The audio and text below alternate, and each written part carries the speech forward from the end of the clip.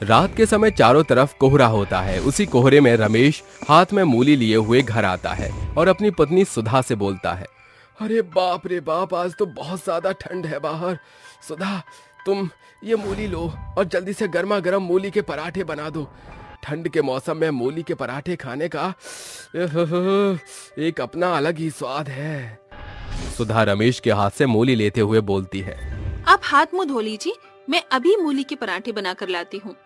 जिसके बाद सुधा किचन में जाती है और गर्मा गर्म मूली के पराठे बनाकर ले आती है। तभी रमेश भी हाथ मुंह धोकर आ जाता है और दोनों पति पत्नी जैसे ही मूली के पराठे खाते हैं, वहाँ पर एक भयंकर चुड़ैल आ जाती है और अपनी डरावनी आवाज में बोलती है, ओहो, क्या बात है, बहुत चाव से मूली के पराठे खाए जा रहे हैं। चलो अब मैं तुम दोनों को इतने ही चाव के साथ ऊपर पहुंचा देती हूँ। चुड़ैल को देखकर सुधा और रमेश की आंखें फटी की फटी रह जाती हैं और उसकी बातें सुनकर दोनों बहुत ज्यादा डर जाते हैं।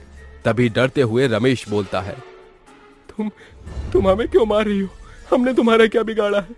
मूली खाओगे तो जान जाएगी, और तुम दोनों ने मूली खाई है तो अब मैं तुम्हारी जान लेकर ही रहूंगी।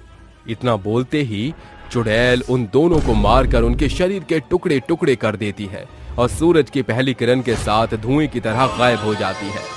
उसी सुबह राजीव जब काम पर जा रहा होता है, तभी उसकी पत्नी जया उससे बोलती है, सुनो जी, घर में सब्जी खत्म हो गई है, शाम को आते समय बाजार से सब्जी लेकर आना। हाँ ठीक है, ले आऊंगा। चलो अब मैं चलता हूँ। इसके बाद राजीव काम पर चला जाता है और शाम को घर लौटते समय बाजार से सब्जी लेने लगता है। तभी सब्जी लेते हुए उसकी नजर मूली पर पड़ती है और वो बोलता है, दिसंबर का महीना चल रहा है और कड़ाके की ठंड भी है। इस ठंड में मूली के थेपले खाने में बहुत मजा आता है। सोच कर ही मुंह में पानी आ गया। चलो फिर मूली ही ले लेता हूँ। इतना बोलकर राजीव मूली भी खरीद लेता है और घर पहुंचकर जया के हाथ में मूली देते हुए बोलता है, जया जल्दी से तुम मूली का थेपला बना लो, फिर हम उसे आम के अचार के साथ खाएंगे। बहुत अच्छा किया आपने जो मूली ले आए।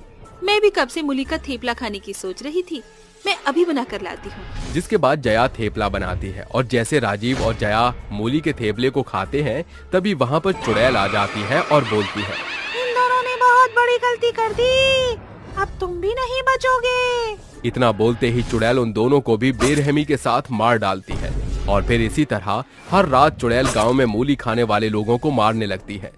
अचानक से लोगों को मरता देख गांव के लोग बहुत ज्यादा डर जाते हैं। किसी को भी समझ नहीं आ रहा होता है कि लोगों को कौन मार रहा है। तभी शाम के समय कुछ लोग इकट्ठा होकर इस विषय पर बात करते हैं।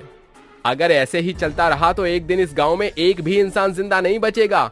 हमें जल्द से जल्द पता करना होगा कि लोगों को कौन मार रहा है। कह तो तुम सही रहे हो, पर इस बात का हम पता कैसे करेंगे? अरे बहुत आसान है, हम सभी मिलकर गांव की निगरानी करेंगे और जो कोई भी इंसानों को मार रहा होगा उसे पकड़ लेंगे। तो फिर तय हुआ, आज रात हम सभी गांव की निगरानी करेंगे। जिसके बाद वो सभी गांव की निगरानी करने लगते हैं। तभी अचानक एक घर से उन्हें किसी औरत के चीखने की आवाज सुनाई देती है और वो सभी वहां जाकर देखते हैं तो चुड़ैल उस औरत का गर्दन अपने हाथों में जकड़ी हुई होती है। ये देखकर वो सभी बहुत ज्यादा डर जाते हैं। तभी हिम्मत करके मोहन बोलता है, छोड़ दो उस औरत को, क्यों तुम उसे मारना चाहती हो? इसने मूली खाया है और मूली खाने वाले को मैं जिंदा नहीं छोड़ती। क्यों, मूली खाना कोई गुनाह है क्या? आखिर क्यों कर रही हो तुम ऐसा? गुनाह नहीं, पाप है। तू जानना चाहता है तो सुन। ये बात आज से कुछ समय पहले की है। रीमा अपनी बूढ़ी माँ कौशल्या के साथ इसी गांव में रहती थी। रीमा अपने खेत में मूली उगाया करती थी और उसे बेचकर अपने घर का गुजारा करती थी। ऐसे ही एक दिन रीमा बाजार जाते हुए अपनी माँ कौशल्या से बोलती है, माँ मैं मूली बेचने जा रही हूँ, शाम को घर जाऊंगी। ठीक है बेटी, जल्दी आना। जिसके बाद रीमा मूली बेचने बाजार में चली जाती है, जहाँ पहले से ही दो लोग भीमा और इंदर मूली बेच रहे होते हैं। वहीं थोड़ी ही दूरी पर रीमा भी अपनी मूली की टोकरी नीचे रखकर मूली बेचने लगती है। मूली ले लो, मूली, ताजी ताजी मूली। रीमा की आवाज सुनकर बहुत सारे लोग उसकी मूली खरीदने लगते हैं और देखते ही देखते रीमा की सारी मूली बिक जाती है और रीमा घर चली जाती है। रीमा को घर जल्दी आता देख कौशल्या बोलती है, सारी मूली बिक गई बेटी। हाँ माँ, हमारी मूली बाजार में सबसे ताजी और सस्ती थी, इसीलिए जल्दी बिक गई और मैं घर आ गई। ऐसे ही अगले दिन भी रीमा मूली बेचने बाजार में जाती है और शाम होते होते उनकी सारी मूली बिक जाती है। वहीं दूसरी तरफ ये देख भीमा बोलता है, हम दोनों कब से यहाँ बैठकर मूली बेच रहे हैं, लेकिन अभी तक हमारी सारी मूली नहीं बिकी। और इसको देखो, हर रोज इसके आते ही इसकी सारी मूली बिक जाती हैं। ऐसे कब तक चलेगा? हमें इस रीमा को कुछ ना कुछ तो करना ही पड़ेगा। सही कहा, पानी सर से ऊपर हो गया है, इसलिए आज रात ही हम दोनों मिलकर इसका काम तमाम कर देंगे। उधर रीमा अपनी मूली की खाली टोकरी उठाकर घर जाने लगती है। उसी वक्त भीमा और इंदर भी उसके पीछे जाते हैं और सुनसान जगह देखकर उसे घेर लेते हैं। तभी इंदर चाकू हाथ में लिए बोलता है, बहुत कमा लिया तूने, अब तेरा ऊपर जाने का वक्त आ गया है।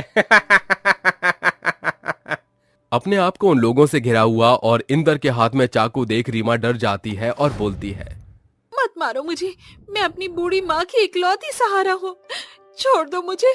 लेकिन इंदर और भीमा के सिर पर तो शैतान सवार था और अपने आक्रोश में आकर इंदर रीमा के पेट में चाकू भोंककर उसे मार देता है। हमने इसे मार तो दिया, लेकिन अब हमें इसकी लाश को भी ठिकाने लगाना पड़ेगा, नहीं तो गांव वाले हमें पकड़ लेंगे। तो फिर चल इसके इसी मूली के खेत में इसे गाड़ देते हैं। जिसके बाद वो दोनों रीमा की लाश को उसकी मूली के खेत में गाड़ने लगते हैं। लेकिन कौशल्या यह सब देख लेती है और कौशल्या को देखकर भीमा बोलता है, लगता है बुढ़िया ने सब कुछ देख लिया, अब हमें इसका भी मुंह बंद करना पड़ेगा। इतना बोलते ही भीमा कौशल्या को पकड़ता है और इंदर कौशल्या का गला काटकर उसे भी मार देता है। क्या खता थी हमारी, जो उन लोगों ने हमें बेरहमी से मार डाला। इसीलिए मरने के बाद मैं चुड़ैल बन गई और लोगों को मारकर अपना और अपनी माँ की मौत का बदला लेने लगी। अब जब तक मुझे इंसाफ नहीं मिलता, मैं इसी तरह लोगों को मारती रहूंगी। तुम्हारे साथ बहुत बुरा हुआ, लेकिन उन गुनहगारों की सजा बेकसूर लोगों को मारकर देना ये गलत है। तुम्हें इंसाफ चाहिए ना, हम गांव वाले दिलाएंगे तुम्हें इंसाफ। क्या सच? मुझे इंसाफ मिलेगा? हाँ, हम गांव वाले उन दोनों का काला सच पुलिस को बताएंगे, फिर कानून उसे सजा देगा। जिसके बाद मोहन और सभी गांव वाले पुलिस को जाकर उन दोनों की सारी सच्चाई बता देते हैं कि कैसे उसने रीमा और उसकी माँ कौशल्या को मारा था। जिसके बाद पुलिस उन दोनों को गिरफ्तार कर लेती है और कोर्ट उन्हें मौत की सजा सुना देता है। अपने कातिलों को सजा मिलता देख रीमा की आत्मा को भी मुक्ति मिल जाती है। खुली बिखरी बाल, बड़ी बड़ी काली स्याह आंखें और भयंकर चेहरे वाली एक डरावनी चुड़ैल रस्सी में जकड़े हुए एक आदमी से कहती है, मार डालूंगी मैं तुझे। तूने क्या सोचा था, तू मेरे चंगुल से बचकर भाग जाएगा? नहीं मूर्ख इंसान, मैं कई वर्षों पुरानी चुड़ैल हूँ और मैं अपने शिकार को इतनी आसानी से जाने नहीं देती। छोड़ दो मुझे, अरे मत मारो, अरे जाने दो मुझे यहाँ से, अरे कोई बचाओ बचाओ मुझे। गवाह नहीं दिखेगा, सबूत नहीं मिलेगा, तुझे ऐसी मौत मारूंगी तेरा नेस्तनाबूद नहीं दिखेगा। इतना बोलते ही चुड़ैल उस आदमी के मुंह में जबरदस्ती हरी मिर्च खिलाकर उसे बेरहमी से मार डालती है और चुड़ैल बोलती है, ऐसे ही एक एक करके मैं सभी इंसानों को मार डालूंगी, किसी को भी जिंदा नहीं छोड़ूंगी। आखिर ये चुड़ैल कौन थी और क्यों इसने उस आदमी को हरी मिर्च खिलाकर मार डाला? जानने के लिए कहानी में आगे बढ़ते हैं। रत्नापुर गांव में एक ऐसा खौफ का माहौल बना हुआ था जिससे लोग काफी ज्यादा भयभीत थे। ये गांव बरसों से एक ऐसी आत्मा या फिर यूं कह दो कि चुड़ैल के साये से लड़ रहा था जो किसी को भी जिंदा नहीं छोड़ती थी। ऐसे ही एक बार की बात है जब इंस्पेक्टर आदित्य का ट्रांसफर उसी रत्नापुर गांव में होता है और वो अपनी पत्नी संध्या और बेटे वीर के साथ गांव में रहने के लिए आता है। तभी घर को देखकर संध्या बोलती है, ये घर तो बहुत ही प्यारा है आदित्य, और उतना ही सुंदर ये गांव है। ये तो बिल्कुल सही कहा तुमने, इसलिए मैं तुम दोनों को भी शहर के शोर शराबे से दूर यहाँ लेकर आ गया। चलो अब दोनों तुम अंदर जाओ, मैं थोड़ी देर में आता हूँ। सुनो संध्या, अंदर रामू काका हैं, वो तुम्हें सब कुछ बता देंगे। और वीर, तुम यहाँ बिल्कुल भी शैतानी मत करना, ओके बेटा? ओके पापा, बाय बाय। जिसके बाद आदित्य वहाँ से चला जाता है और वीर और संध्या घर के अंदर जाते हैं। तभी रामू काका संध्या से बोलते हैं, संध्या बेटी, शाम के नाश्ते में क्या खाएंगे आप लोग? रामू काका, गर्मा गर्म पकौड़े बना दीजिए और हरी मिर्च की चटनी भी। पर संध्या बेटी, घर में तो मिर्ची नहीं है। ठीक है काका, फिर आप पकौड़े बनाइए। इतना बोलकर संध्या गार्डन में जाकर घूमने लगती है। तभी उसकी नजर चुड़ैल के उसी हरी मिर्च के खेतों पर पड़ती है और संध्या वहाँ से कुछ हरी मिर्च तोड़कर घर लाकर काका के हाथ में देते हुए बोलती है, ये लीजिए काका, हरी मिर्च का इंतजाम हो गया, अब आप इसकी चटनी बना दीजिए। संध्या के हाथों में हरी मिर्च को देखकर रामू काका डर जाते हैं और बोलते हैं, यह तुमने क्या किया बेटी? अब वो चुड़ैल हम में से किसी को भी जिंदा नहीं छोड़ेगी। काका, ये चुड़ैल वुड़ैल कुछ नहीं होती। अगर आप चटनी नहीं बना सकती तो मैं बनाती हूँ। इतना बोलकर संध्या किचन में जाती है और जार में हरी मिर्च डालकर मिक्सी ऑन करती है कि तभी वहाँ पर चुड़ैल आ जाती है और बोलती है, ये तूने अच्छा नहीं किया। अब देख मैं कैसे तुझे इसी ग्राइंडर में ग्राइंड करती हूँ। इतना बोलते ही चुड़ैल संध्या को मार देती है। तभी माँ को ढूंढते हुए वीर किचन में पहुंच जाता है और चुड़ैल उसे भी मार देती है। जिसके बाद वो घर में इधर उधर और भी लोगों को तलाशती है, लेकिन वहाँ कोई नहीं मिलता और चुड़ैल वहाँ से चली जाती है। रात होते ही आदित्य घर आता है और आकर बोलता है, कहाँ हो तुम सब? देखो मैं घर आ गया। तभी रामू काका सोफे के पीछे से निकलकर बोलते हैं, अरे उसने दोनों को मार डाला। अरे मैंने मुश्किल से अपनी जान बचाई है बेटा। किसने? उसे हरी मिर्च वाली चुड़ैल ने। कौन है ये चुड़ैल? मैं बताता हूँ तुम्हें उस चुड़ैल के बारे में। ये कहानी आज से 50 साल पहले की है। इसी गांव में प्रशांत अपनी पत्नी वसुंधरा के साथ रहता था। प्रशांत एक किसान था और वो सबसे ज्यादा हरी मिर्चियाँ उगाया करता था, क्योंकि मार्केट में उसके खेतों के हरी मिर्चियों की बहुत ज्यादा डिमांड थी। अपने इस कारोबार से प्रशांत तरक्की कर रहा था। वहीं दूसरी तरफ गांव का जमींदार विक्रम उससे बहुत जलता था और अपने घर में टहलते हुए मन में वो सोचता है, अगर ये प्रशांत इसी तरह अपनी हरी मिर्चियों को बेचकर दिन दुगनी रात चौगनी करता रहेगा तो एक दिन सारा जमीन खरीदकर मुझसे भी बड़ा जमींदार बन जाएगा। लेकिन मैं ऐसा होने नहीं दूंगा। अब वक्त आ गया है उसे ठिकाने लगाने का। इतना सोचकर विक्रम अपने 2 गुंडों को आवाज लगाता है, राका, भूषण, जल्दी इधर आओ। विक्रम की आवाज सुनकर राका और भूषण दौड़कर उसके पास आते हैं और राका बोलता है, हाँ मालिक, आपने हमें याद किया, बताइए क्या काम है हमारे लिए। क्या आपको किसी ने परेशान किया? आप अभी हमें उसका नाम बताइए, हम उसको सबक सिखाते हैं। सबक तो सिखाना है, लेकिन उस प्रशांत को जिसने मेरी रातों की नींद हराम कर रखी है। तुम दोनों मेरे साथ उसके घर चलो, हम आज ही उसका खेल तमाम कर देंगे। मालिक, आप क्यों? ये काम तो हम ही कर सकते हैं, आप वहां जाने का कष्ट मत करिए। मैं उन लोगों को अपने हाथों से मारना चाहता हूँ, तभी मेरे दिल को सुकून मिलेगा। जिसके बाद वो तीनों प्रशांत के घर जाते हैं। प्रशांत आंखें बंद करके लेटा हुआ होता है। तभी विक्रम चाकू भोंककर उसे मार देता है। उसी वक्त वसुंधरा किचन से निकलती है और ये सब देखकर उसकी चीख निकल जाती है और वो बोलती है, क्यों तुमने मेरे पति को मारा? क्या बिगाड़ा था हमने तुम्हारा? बताओ मुझे। इस गांव का जमींदार हूँ मैं जिसे चाहूंगा उसे मारूंगा।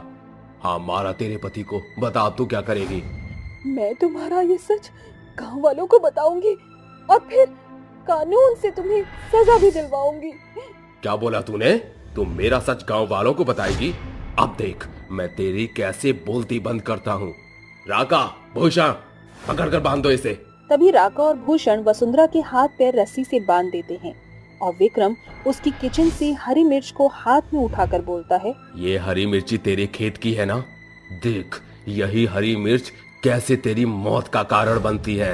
इतना बोलकर विक्रम वसुंधरा के मुंह में सारी हरी मिर्च ठूस देता है और हरी तीखी मिर्च की जलन से वसुंधरा तड़पने लगती है।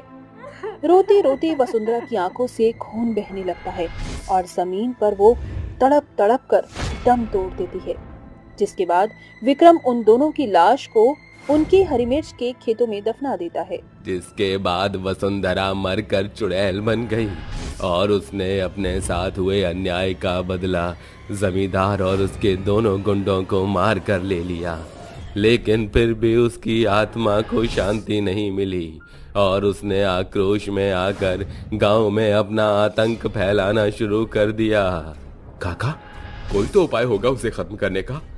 उपाय तो है, लेकिन कोई भी इंसान ये काम करने की हिम्मत नहीं करता, क्योंकि आज से कुछ समय पहले 2 इंसानों ने भी कोशिश की थी उस चुड़ैल को खत्म करने की, लेकिन वो दोनों भी उसके हाथों मारे गए। मुझे मौत का कोई खौफ नहीं, बस मैं उस चुड़ैल को खत्म करना चाहता हूँ। आप मुझे उपाय बताइए। तो उपाय ये है कि तुम्हें उस चुड़ैल के हरी मिर्ची के खेतों को जलाना होगा, लेकिन ध्यान रहे चुड़ैल हर वक्त अपने खेत की निगरानी करती है। अगर उसने तुम्हें देख लिया तो तुम जिंदा नहीं बचोगे। मैं इस बात का ध्यान रखूंगा। इतना बोलकर आदित्य अपनी जीप से पेट्रोल निकालता है और माचिस हाथ में लेकर चुड़ैल के हरी मिर्च के खेत में जाता है और हरी मिर्च के ऊपर पेट्रोल छिड़क कर जैसे ही माचिस जलाने वाला होता है कि तभी चुड़ैल उसका हाथ पकड़ लेती है और बोलती है, अच्छा तो अब तू मेरे खेत को जलाकर बर्बाद करना चाहता है, लेकिन उससे पहले मैं तुझे जलाकर राख कर दूंगी। तुमने अपने कातिलों को मारकर अपना बदला पूरा कर लिया, तो फिर क्यों मौत का तांडव कर रही हो? चली जाओ यहाँ से। मैं यहाँ से नहीं जाऊंगी, मैं इस पूरे गांव को तबाह कर दूंगी। मैं तुम्हें ऐसा नहीं करने दूंगा। इतना बोलते ही आदित्य चुड़ैल को धक्का देता है और फौरन जमीन से माचिस उठाकर आग जलाकर खेत में फेंक देता है। आग के जलते ही सारी हरी मिर्च जलकर राख हो जाती है और उसी के साथ चुड़ैल भी जलकर खत्म हो जाती है। रात का समय था, चारों तरफ अंधेरा था। इतने अंधेरे में एक बहुत ही भयानक चुड़ैल अपने भूतिया कुत्ते के साथ गांव के चारों तरफ घूम रही थी और अपना शिकार ढूंढ रही थी। तभी वो एक गाना गाती है, रात को आऊंगी मैं, तुझे ले जाऊंगी मैं, चोरी से खाऊंगी मैं और चुपके से चुराऊंगी मैं। तभी चुड़ैल का भूतिया कुत्ता जोर जोर से भौंकने लगता है। ओह, लगता है हमारा शिकार हमारे करीब है।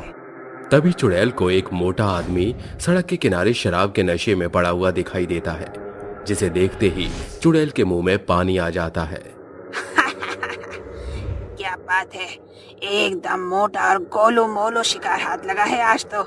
इसे खाकर बहुत मजा आ जाएगा। जैसे ही चुड़ैल अपने भूतिया कुत्ते के साथ उस मोटे से आदमी के पास पहुंचती है, वो तुरंत अपनी आंखें खोलकर यहाँ वहां देखता हुआ कहता है, अरे कौन है मेरे पास?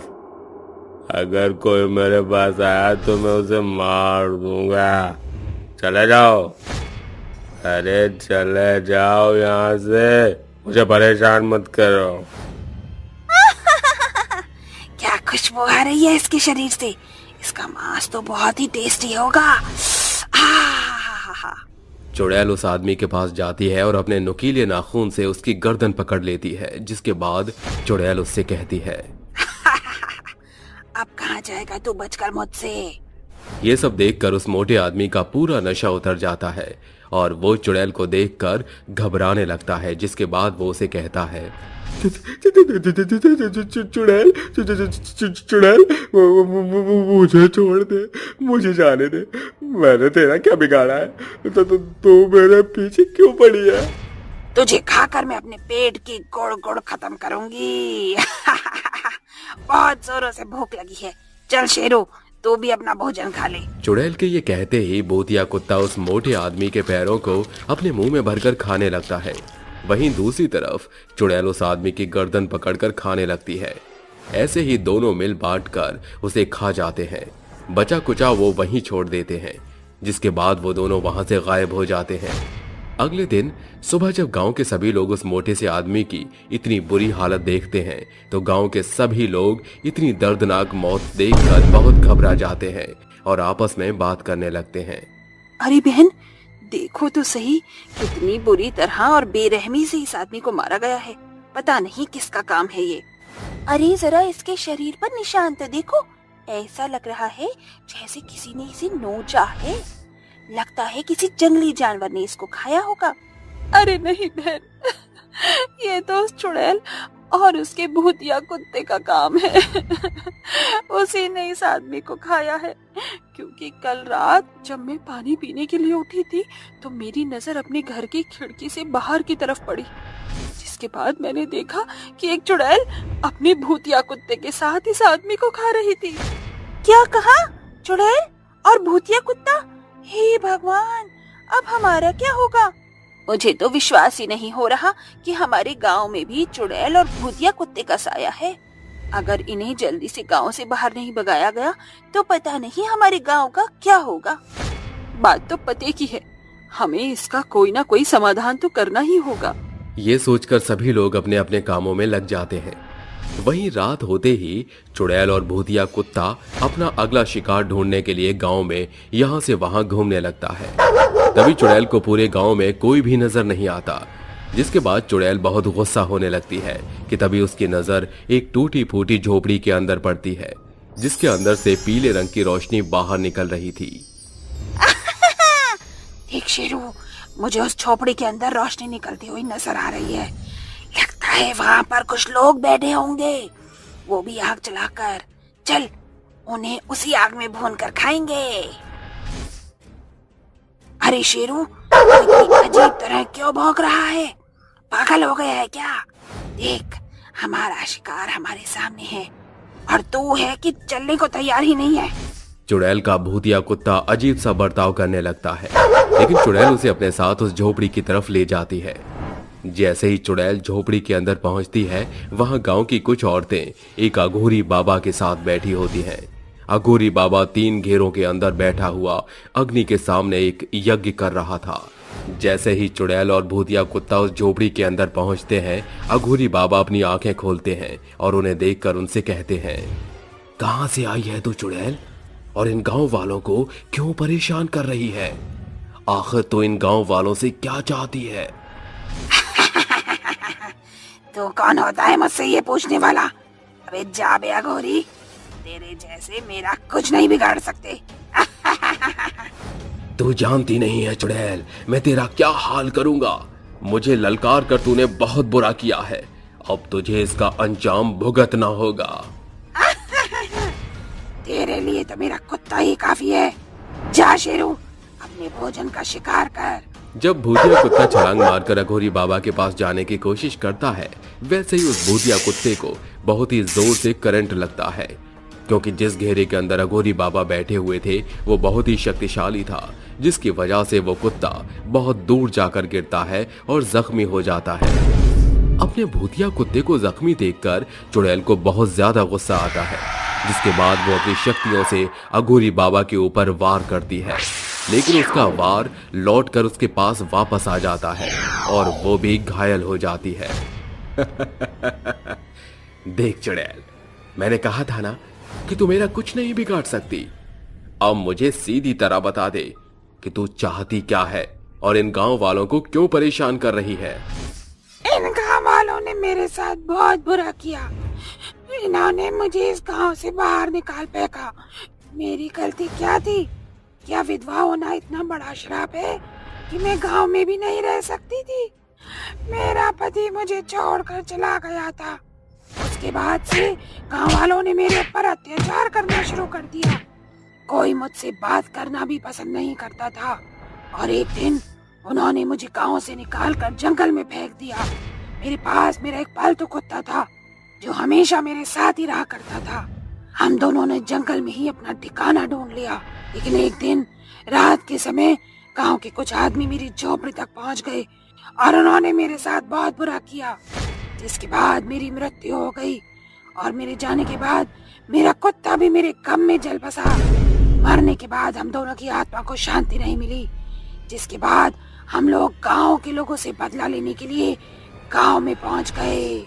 देखो, तुम्हारे साथ जो भी हुआ वो बहुत ही गलत था, लेकिन अब तुम इन गांव वालों को छोड़ दो और यहाँ से हमेशा हमेशा के लिए चली जाओ। नहीं जाऊंगी, कहीं नहीं जाऊंगी। मैं गांव के हर एक आदमी को मार दूंगी। जब तक मैं सबको नहीं मार देती तब तक मेरा बदला पूरा नहीं होगा। अघोरी के कई बार समझाने के बाद भी चुड़ैल उसकी एक नहीं सुनती जिसके बाद न चाहते हुए भी अघोरी बाबा को उन दोनों की आत्मा को शांति दिलाने के लिए उन दोनों को शिव जी के त्रिशूल से मार देते हैं, जिसके बाद उनकी आत्मा को शांति मिल जाती है और वे दोनों हमेशा के लिए वहां से गायब हो जाते हैं। शमशान घाट में चुड़ैल। आज मलखा गांव में दुख का माहौल था। चारों ओर रोना पीटना लगा हुआ था। तभी मोहन छाती पीटते हुए कहता है, हाय हाय हाय हाय, अरे सरला तू हमको काहे तन्हा छोड़ गई री। अरे तोहरे बिना हम कैसन जिए। ये देखकर मनोज ताने मारते हुए कहता है, जब तक सरला भौजाई जिंदा थी उसकी कदर नहीं थी इस ससुर के नाती को, और आज जब बेचारी निपट गई तो मगरमच्छ के जैसे मोटे मोटे टेसुए बाहर आए। अचानक एक विचित्र औरत जिसके मैले खुले बाल, गंदा शरीर, काली साड़ी पहनी हुई शव के पास आकर कहती है, अगर मुर्दे के मातम का कार्यक्रम समाप्त हो गया हो तो शव को शमशान घाट में ले आइए, तब तक मैं क्रियाक्रम का प्रबंध करती हूँ। वो औरत कुछ दूर चलकर अचानक गायब हो जाती है और शमशान घाट में प्रकट होकर अपने हाथों को घुमाकर तूफानी रफ्तार से दाह संस्कार की सभी चीजों का प्रबंध करती है। तभी शमशान घाट के दरवाजे से अंदर आवाज आती है, राम नाम सत्य है, राम नाम सत्य है। लाश को चिता पर लेटा दो और इस मटके को लेकर लाश के 7 चक्कर काटकर इसे जमीन पर गिराना है। 7 जन्म साथ निभाने का कसम खाकर आधी उम्र में ही रिटायर हो गई। अरे मोहन भाई, संभालो खुद को, तुम्हारे गला फाड़े से भौजाई चिता पर से उठ नहीं जाएगी। अंतिम संस्कार होने के बाद मोहन कहता है, ये किया करम की भेंट। मोहन उस औरत को कुछ पैसे और अनाज देता है और वो औरत कहती है, शुक्रिया, सूर्यास्त होने को है, अब आप सभी को शमशान घाट से विदा लेना होगा।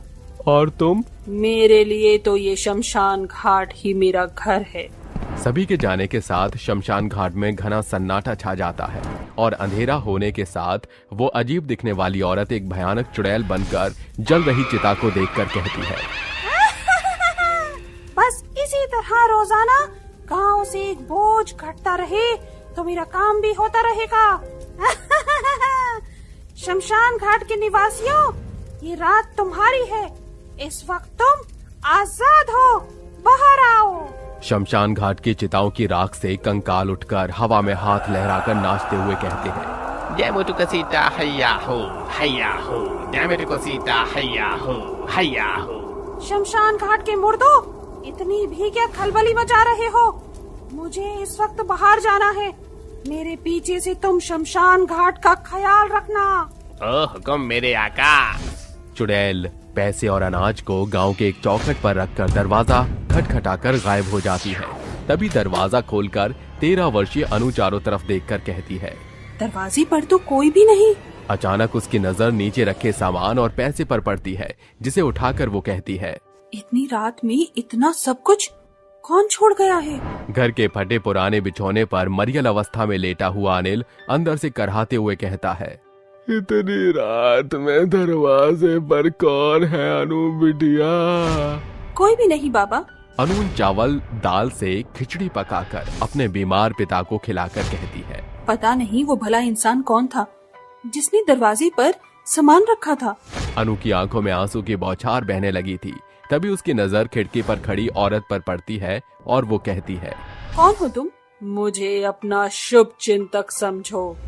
ये बोलकर वो औरत गायब होकर शमशान घाट में चुड़ैल बनकर प्रकट होती है और पूरी रात शमशान घाट को साफ सुथरा करती है और भोर होते चुड़ैल औरत में बदलकर गांव में चल रहे एक शोक सभा में आकर कहती है, जल्दी से लाश को शमशान घाट ले चलिए, आज मुझे और भी कई लोगों की चिताएं जलानी है।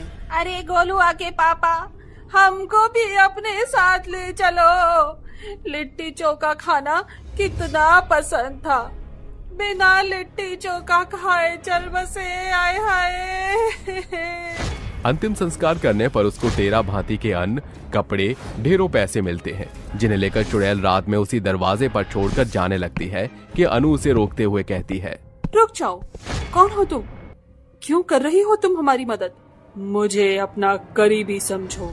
चुड़ैल कमजोर पड़कर अपने असली रूप में आ जाती है और उसकी आंखों से खून बहने लगता है, जिसे देख अनु कहती है, माँ, मेरा दिल कह रहा था कि ये आपकी ही आत्मा है। इतने दिन कहाँ थी आप? मैंने और बाबा ने हर दिन आपकी राह देखी थी। बताती हूँ मेरी बच्ची। मलखा गांव में रहने वाली रीमा अपनी बेटी अनु और पति अनिल के साथ रहती थी। बहुत साल पहले ही अनिल को गंभीर बीमारी ने जकड़ लिया और उसने हमेशा के लिए बिस्तर पकड़ लिया, जिसके बाद घर में कमाई का जरिया सिर्फ रीमा थी। वो भोर को उठकर फूलों की बगिया से फूल तोड़ कर लाती और उनके गुच्छे बनाकर बेचा करती। आज रीमा जाते हुए कहती है, अनु बिटिया, पिताजी का ख्याल रखना, मैं चलती हूँ, जल्दी आना माँ। रीमा फूलों के गुलदस्ते लेकर ट्रैफिक भरे सड़क के बीचों बीच आवाज लगाकर कहती है, फूल ले लो, ताजे ताजे सुंदर फूल ले लो साहब, फूल ले लो, 10 का 1 है। कोई भी उसके फूलों को नहीं खरीदता तो वो निराश मन से सड़क पार करने को होती है कि तभी एक क्रेन उसे कुचलकर तेजी से रवाना हो जाती है और घंटों उसकी लाश सड़क के चौराहे पर पड़ी रहती है। रात होने पर उसकी आत्मा चुड़ैल बनकर शरीर से बाहर निकलकर कहती है, नहीं नहीं, क्या सच में मैं मर गई हूँ? मुझे फौरन घर पहुँचना होगा। चुड़ैल काले आसमान में उड़कर गांव में कदम रखकर वहां रुकती है, जहां उसकी बेटी चौखट पर बैठकर कहती है, इतनी रात हो गई और माँ का अब तक कोई अता पता नहीं। माँ, आप कहाँ हो? गुड़िया, मैं तेरे सामने हूँ, देख मुझे। चुड़ैल के लाख कोशिश करने के बाद भी ना तो वो उनको दिखती है, ना दोनों उसकी आवाज सुन पाते हैं। फिर चुड़ैल घर से निकलकर जंगल की ओर भागती है, जहाँ पीपल के पेड़ के पास रखी दुर्गा माँ की मूर्ति देखकर वो कहती है, माँ, आज मैं एकदम बेबस होकर तेरे पास आई हूँ। मेरे बीमार पति की और मेरी बेटी की देखरेख करने वाला मेरे सिवा कोई नहीं। मुझे शक्ति दे ताकि मैं उनकी मदद करूँ। अचानक मूर्ति के अंदर से एक रोशनी चुड़ैल पर पड़ने के साथ एक भविष्यवाणी होती है, मृत्यु को प्राप्त होने के बाद भी परिवार के प्रति तुम्हारी चिंता देखकर मैं तुमसे बहुत प्रसन्न हुई हूँ। इसीलिए आज मैं जगत जननी तुम्हें एक नया इंसानी रूप दे रही हूँ। इस रूप के द्वारा तुम अपने परिवार की मदद कर सकोगी। चुड़ैल औरत में बदलकर घर चल पड़ती है। तभी उसके पैर एक शमशान घाट के आगे रुकते हैं, जहाँ घुसकर वो कहती है, लगता है शमशान घाट की रखवाली करने वाला कोई भी नहीं है। क्यों ना मैं यहीं रहकर दाह संस्कार का कार्य करके मिले हुए पैसों से अपने परिवार की मदद कर सकूं। इससे मेरा चुड़ैल स्वरूप छिपा रहेगा। उस दिन के बाद से चुड़ैल शमशान घाट में रहने लगी और लोगों के दाह संस्कार का काम करने लगी थी। शमशान घाट में रहने वाली चुड़ैल की सच्चाई सुनकर भंवरी दबे पांव वहां से बाहर निकलकर तमाम गांव के लोगों को ये खबर पहुंचाती है। सभी जन मशाल हथियार लेकर चुड़ैल को ललकारते हुए कहते हैं, मुझे तो अपनी आंखों पर भरोसा ही नहीं हो रहा। इससे पहले कि ये चुड़ैल हम सभी को मारकर हमारी भी चिताएं जला दे, हम यहीं इसको स्वाहा कर देते हैं।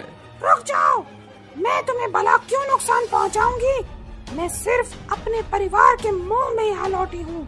अरे चुड़ैल किसी की सगी नहीं होती, इसकी चालबाजी में मत आना, ये हमारे लिए घातक है। अगर मैं घात करना चाहती तो कब का तुम सबको मार चुकी होती। मुझे इस गांव में रहने दो। मैं वादा करती हूँ कि मैं किसी को रत्ती भर का भी नुकसान नहीं पहुँचाऊंगी। हम एक ही शर्त पर तुम्हें यहाँ रहने की इजाजत देंगे, तुम्हें इस गांव के बाहर उसी शमशान में रहना होगा। मुझे मंजूर है। इससे ये दोनों मेरी नजरों के सामने तो रहेंगे और मैं इनकी मदद भी कर सकूंगी। इस घटना के बाद से चुड़ैल शमशान घाट में रहकर अपनी पारिवारिक जिम्मेदारी और मुर्दों का दाह संस्कार दोनों जिम्मेदारी संभालने लगती है और सांझ होने के बाद कोई भी शमशान घाट के पास नहीं भटकता। प्रेग्नेंट औरत का भूतिया बच्चा। आज अमावस की काली रात है, जाओ और जाकर कुंवारी लड़कियों को लेकर आओ ताकि शैतान को उसकी बलि चढ़ाकर हम इस पूरे ब्रह्मांड पर राज कर सकें। जो हुक्म मेरे आका। खूंखार गुफा के अंदर चारों तरफ कंकालों की खोपड़ी, हड्डियां और बोटियां बिखरी पड़ी थी और बरगद का एक पेड़ जिस पर अनेकों लड़कियों की लाशें टंगी हुई थी। तांत्रिक का हुक्म मानकर चुड़ैल गांव का रुख करती है और कहती है, गांव वालों, आ रही हूँ मैं तुम्हारी मौत बनकर। चुड़ैल की हड़कंप से आसमान का नीला रंग खूनी लाल हो जाता है और रात में आसमान में शोर मचा रहे परिंदे जमीन पर गिरकर मरने लगते हैं और चुड़ैल के गांव में कदम रखते ही खूंटे से बंधे सभी जानवर जोर जोर से पागुर करते हुए गुहार लगाने लगते हैं कि चुड़ैल कहती है, अरे ये बेजुबान जानवर कितना शोर मचा रहे हैं, इन्हें मुझसे डर नहीं लगता क्या? चुड़ैल सभी की खिड़कियों से अंदर झांकने लगती है और जैसे ही गौरी रश्मि बाहर आती हैं, चुड़ैल कहती है, क्या बात है, शिकार खुद चलकर सामने से मेरे पास आ रहा है। अच्छा है। चुड़ैल को देखकर उन दोनों की हवाइयाँ गुल हो जाती हैं और दोनों डरकर कहती हैं, अरे गौरी, ये तो चुड़ैल है, अब क्या करें? भाग रश्मि भाग, वरना ये चुड़ैल हमें खा जाएगी। जैसे ही वो भागने के लिए फुर्ती करती हैं, तभी चुड़ैल उन्हें आगे से घेर कर कहती है, मुझसे बचकर भागना नामुमकिन है।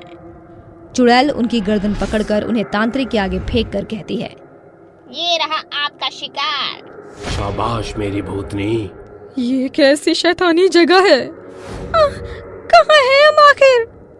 ये हम जैसे बुरी शक्तियों की दुनिया है, जिसे भूत लोग कहते हैं। हाँ। तांत्रिक उन दोनों की गर्दन काटकर काली विद्या मंत्र उच्चारण करके बलि यज्ञ करते हुए कहता है, अलकाहिम मलखाहिम चंडिका मुंडिका भूत प्रेत आवाहन कुरूप स्वाहा। शैतानी हवन कुंड से एक काला साया निकलकर तांत्रिक के अंदर घुस जाता है और तांत्रिक लड़कियों का खून चूसकर खून से लथपथ खोपड़ी शैतान के देवता को चढ़ाते हुए कहता है, शैतान का साम्राज्य अमर रहे। हे काली दुनिया के देवता, मुझे इतनी शक्ति दे, मैं इस संसार को अपनी मुट्ठी में कर सकूं। लो मेरी गुलाम भूतनी, शैतान के चढ़ावे के इस प्रसाद को खाकर अपनी भूख मिटा लो। अभी तुम्हें मेरे लिए और मेहनत करनी है। भूखी चुड़ैल उन सारी खोपड़ियों को खा जाती है और लगातार उस तांत्रिक के लिए गांव से लड़कियों का शिकार किया करती। देखते ही देखते एक बार फिर से काली अमावस की रात आती है और तांत्रिक कहता है, मुझे अजर अमर होने के लिए अंतिम 2 और कौमारे लड़कियों की बलि देनी होगी। जाओ मेरी गुलाम भूतनी, मेरे लिए शिकार लेकर आओ। जो हुक्म मेरे आका। उस रात आसमान में चांद का नामो निशान नहीं था। तेज आंधी तूफान के साथ चुड़ैल जैसे ही गांव की धरती पर कदम रखती है, धरती भूकंप की तरह थरथराने लगती है कि कमला कहती है, अरे ओह करमजली, कहाँ मर रही है? देख बाहर तूफान उठा है। क्या हुआ दादी माँ? जब देखो आप हमारी माँ को बुरा भला कहती रहती है। लड़कियों की आवाज चुड़ैल के तेज कानों में पड़ने के साथ चुड़ैल कहती है, लगता है अब भी इस गांव में कुंवारी कन्याएं हैं। चुड़ैल उनके घर में घुस आती है और कहती है, तो मेरे कानों ने सही सुना था। तुम कुंवारी लड़कियां मेरी चील वाली नजरों से बचती आ रही थी। खैर कोई बात नहीं, आज तुम दोनों का राम नाम सत्य। बचाओ माँ, माँ। माँ, घर में चुड़ैल घुस आई है, जल्दी आओ। आवाज सुनकर उनकी माँ जीविका दौड़कर असोरे में आकर कहती है, ए भगवान, ये तो चुड़ैल, इसका मतलब कि यही गांव की लड़कियों की लुटेरल है।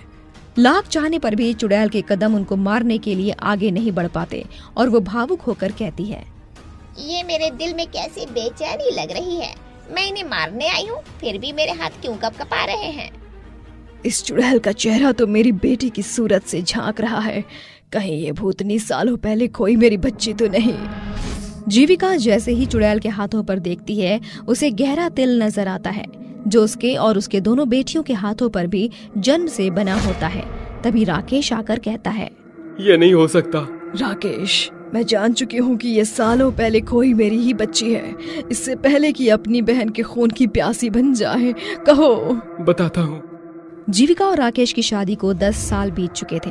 दुर्भाग्यवश उसकी 3 बेटियां थीं और ये जीविका का चौथा गर्भ था, जिसे देख उसकी सास कहती है, ये करमजली कलमुही हमारे किस काम की, जो इस घर को चलने वाला एक वंश नहीं दे सकती। माँ जी, बेटा और बेटी पैदा करना मेरे हाथ में नहीं बल्कि भगवान के हाथ में है। ये अपशगुनी हर साल हमारे घर पर बेटियों का बोझ बढ़ाई जा रही है। अगर चौथी बार भी बेटी हुई तो गांव समाज में हमारे नाम की थू थू हो जाएगी। पहले ही हमारी रत्ती भर की इज्जत नहीं है। दोनों माँ बेटे कमरे में बैठकर कहते हैं, बेटा, इस कुलक्षणी के बस की नहीं। हाँ, हमारे घर को बेटा देना। इसे पहले की चौथी बेटी पैदा करे, हम इसका चौथाई कर देते हैं। आधी रात जब जीविका रसोई घर में सो रही होती है तो दोनों माँ बेटे उसके चारों ओर केरोसिन डालकर कहते हैं, अब जैसे ही आग की लपटें किचन में फैलेंगी तभी इसका राम नाम स्वाहा। दोनों गर्भवती जीविका से पीछा छुड़ाने के लिए रसोई घर में आग लगाकर भाग निकलते हैं, पर खुशकिस्मती से जीविका बच निकलती है और वो कहते हैं, हर बार किस्मत बलवान नहीं होती, इसे मैं रास्ते से हटा कर रहूंगा। चिंता मत कर मेरे लाल, आज मैं सीढ़ियों पर तेल डालकर इसे और इसके दोनों बच्चों का काम तमाम कर दूंगी। क्रूर कमला तड़के सुबह उठकर पूरी सीढ़ियों पर तेल गिरा देती है, पर गलती से वो खुद ही उस पर गिर पड़ती है और कहती है, हाय रे मेरी कमर, अरे ओ डायन जल्दी आ। माँ जी, आप गिरी कैसे और ये सीढ़ियों पर तेल कैसे गिरा है? ये पक्का तेरी करामात है, तूने मुझसे किसी बात का बदला लेने के लिए जाल बिछाया था। कुछ समय बाद गांव में एक तपस्वी तांत्रिक आता है जो अपनी अंतर साधना से सब कुछ देख सकता था। आडंबर में फंसकर राकेश तांत्रिक के पास आकर कहता है, तांत्रिक बाबा, अपनी अंतरात्मा से देखकर बताइए, मेरी बीवी के गर्भ में इस बार लड़की है या लड़का? बच्चा, इस बार भी तेरी बीवी एक बच्ची को जन्म देगी और वो एक भूतिया बच्ची होगी। जब उसका जन्म हो तो उसे मुझे सौंप देना, वरना वो भूतिया बच्ची तेरा घर खा जाएगी। फिर जिस पल राकेश की चौथी बेटी जन्म लेती है वो बिना किसी को बताए उसको तांत्रिक के हवाले कराता है। इस मूर्ख मानव को नहीं पता कि मैंने अपने स्वार्थ के लिए झूठ बोला था ताकि मैं अपना काम साध सकूं। ये ताबीज बांधते ही ये बच्ची इंसान के अंश से दावंश यानी कि भूतिया बच्ची में बदल जाएगी और मैं इसे कठपुतली बनाकर रखूंगा। मतलब आपने और माँ जी ने मुझसे झूठ बोला था कि मेरी बच्ची मरी हुई पैदा हुई थी। सालों में अपनी बच्ची के लिए तड़प रही थी। माँ, मुझसे दूर रहो, मैं एक भूतिया बच्ची हूँ। तो सिर्फ मेरी बच्ची है और मैं कुछ नहीं जानती। ये तावीज कैसा है? माँ, इस तावीज को बचपन से ही उस तांत्रिक ने मेरे हाथों में बांध रखा है। वो इसे कभी भी मुझसे दूर नहीं होने देता। इसे इसी वक्त जलाना होगा। जीविका जैसे ही उस शैतानी ताबीज को जलाती है, चुड़ैल बनी उसकी बच्ची के अंदर से अनेकों काले साए का झुंड निकलकर फूट पड़ता है और दूसरी तरफ वो तांत्रिक और उसका शैतानी साम्राज्य जलकर राख हो जाता है और वो साधारण बच्ची में बदल जाती है और जीविका को सालों के लंबे इंतजार के बाद उसकी खोई बेटी मिल जाती है।